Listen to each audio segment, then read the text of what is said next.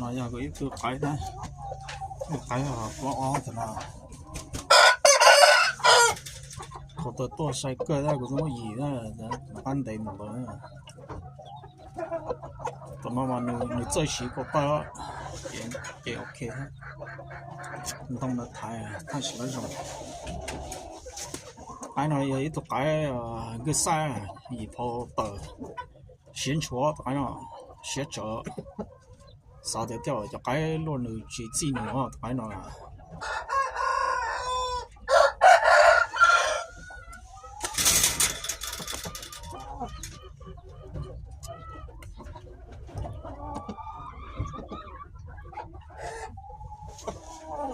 sợ cái nó thật thay kia đó họ chủ sẽ chẳng bao nhiêu sẽ bỏ mua chẳng bao nhiêu cái xả sang đấy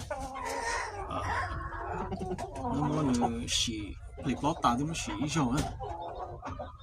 giờ lấy lúc ấy nó next week nó mới xỉ rồi